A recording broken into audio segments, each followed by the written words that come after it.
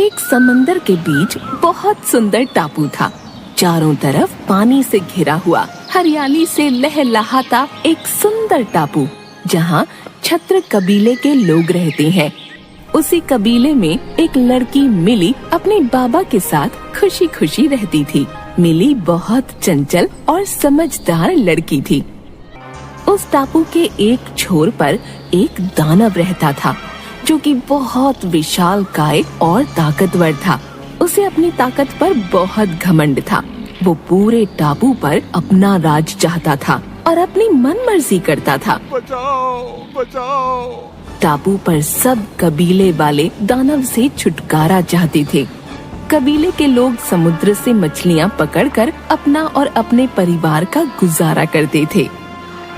समुद्र के किनारे मछलियाँ पकड़ने के बाद अब रोज जितनी मछलियाँ पकड़ो उसका आधा उस दानव को देना पड़ता है। आखिर कब तक ऐसा चलेगा पता नहीं। अरे भाई जल्दी चलो, दानव को मछलियाँ दे आते हैं, नहीं तो वो आफत आ जाएगी। भोलू और उसका साथी दानव के पास जाते हैं। दानव सो रहा होता है और डरते हुए मछलियाँ रखकर निकलने लगते हैं।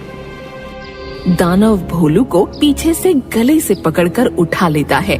बाप रे, आज बचा लो मुझे, कोई बचाओ। आज तुम दोनों ने आने में देरी की, इसकी सजा ये है कि आज की सारी मछलियाँ मेरी।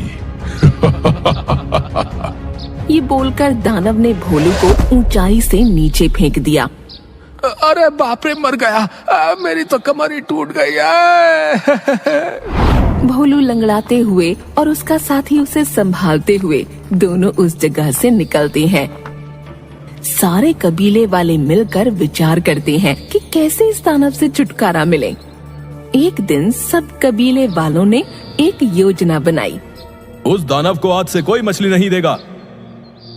वो खुद मछली पकड़ने नहीं जाएगा, क्योंकि वो पानी से डरता है, और वो मछलियों की तलाश में जरूर निकलेगा।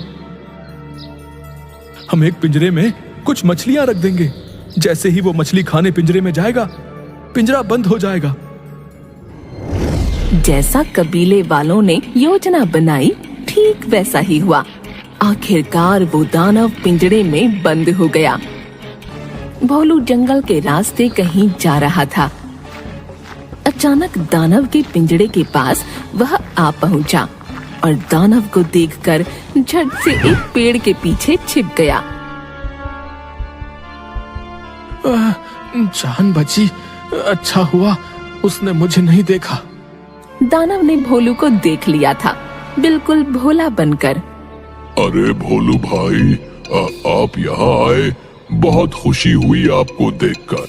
मुझे इस पिंजरे से आजाद कर दो, मैं किसी को परेशान नहीं करूँगा। नहीं नहीं, तुम बहुत घमंडी और बुरे हो। तुम सबको तंग करते हो। मैं तुम्हें नहीं खोल सकता।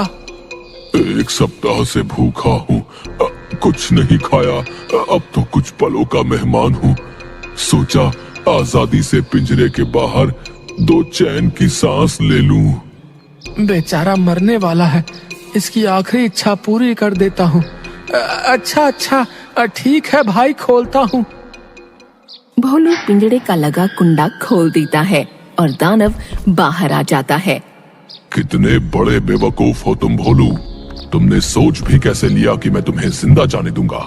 एक सप्ताह से भूखा हूँ, तुम्हें खाकर अपनी भूख मिटाता हूँ।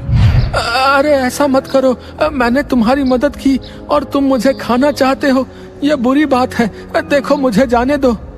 चुप करो मूर्ख, मेरा आज का भोजन तो तुम ही हो। तभी वहाँ पर अचानक से मिली आ जाती है। अरे भोलू भैया, क्या हुआ? इतना क्यों घबराए हो? अरे मिली, अच्छा हुआ तुम आ गई। देखो ना, इस दानव की मैंने मदद की, इसे पिंजरे से बाहर निकाला और अब ये मुझे ही खाना चाहता है।